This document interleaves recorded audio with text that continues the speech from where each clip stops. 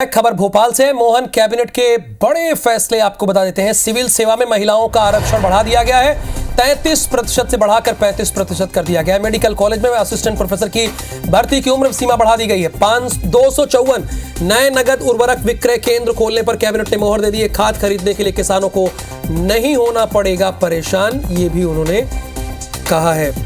Medical college में भर्ती की उम्र सीमा बढ़ा दी गई है। और विवेक पटैया से जानते हैं मोहन कैबिनेट के बड़े फैसले कौन कौन से। विवेक बताइए दर्शकों को हमारे।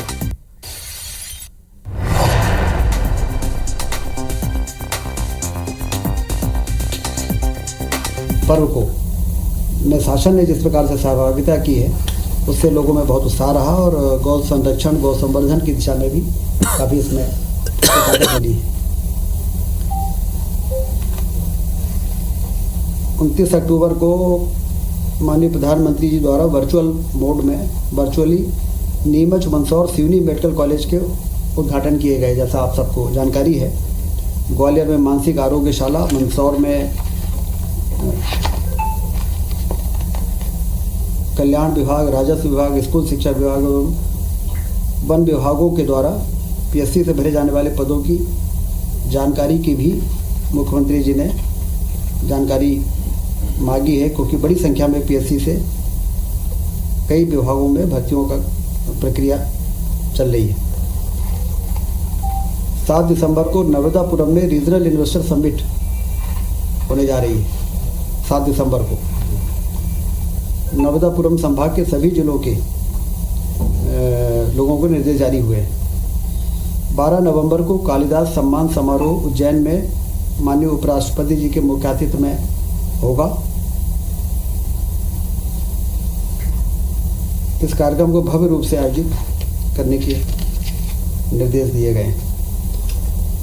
कुल मिला के आज मध्य प्रदेश की कैबिनेट ने जैसा कि आपने देखा कि चाहे वो स्वास्थ्य विभाग हो, चाहे वो सहकारिता विभाग हो, मध्य प्रदेश सिविल सेवा में महिलाओं की नियुक्ति के लिए 33% का जो रिजर्वेशन था उसको 35% किया गया है। बहुत ही महत्वपूर्ण निर्णय है महिला सशक्तिकरण की दिशा में कि अब मध्य प्रदेश में 35% रिजर्वेशन रहेगा। जहां इस कैबिनेट की बैठक में महिला सशक्तिकरण की तरफ एक कदम आगे बढ़ाया गया है, तो वहीं किसानों की समस्या जो अब बहुत देखने को मिली उस पर भी ध्यान दिया गया है। यानी आने वाले समय में किसानों को खाद के लिए लाइनें नहीं लगानी पड़ेगी।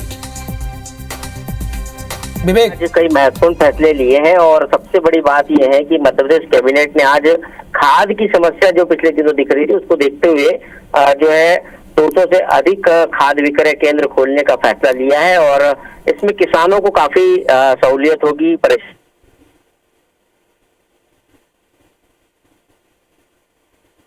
डिफाल्टर किसान जो बैंक से डिफाल्टर हो गए उनको भी जो है खाद मिल सकेगा, उनको ये फायदा मिलेगा।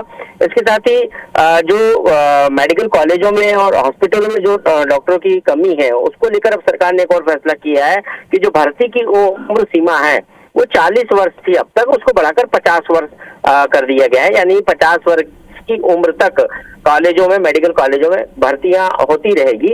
इसके साथ ही सरकार ने एक और फैसला लिया है कि जो सारणी में सतपुड़ा ताप विद्युत गृह है उसकी 4 जो यूनिट है उसको डिसमेंटल करेंगे और उसकी जगह पे 660 मेगावाट का अत्याधुनिक पावर प्लांट लगाया जाएगा। ये निर्णय सरकार ने लिया है, काफी महत्वपूर्ण फैसला हुआ है। पैरा मेडिकल काउंसिल को लेकर जो नियम भारत सरकार के अभी तक नहीं बने, इसलिए मध्य प्रदेश के जो पुराने नियम हैं उन्हीं के आधार पर पैरामेडिकल की भर्तियां 2023-24 की जो भर्तियां हैं वो होगी।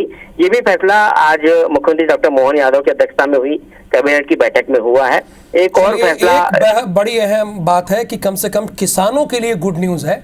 सही बात है कि किसान जब खाद खरीदने जाते हैं तो इस बार कई बार देखा गया कि वो लंबी लाइन लगाते हैं और सुबह से ही लाइन लगा देते हैं, तो ये एक बड़ी समस्या थी। यानी अब ये समस्या आगे नहीं देखने को मिलेगी।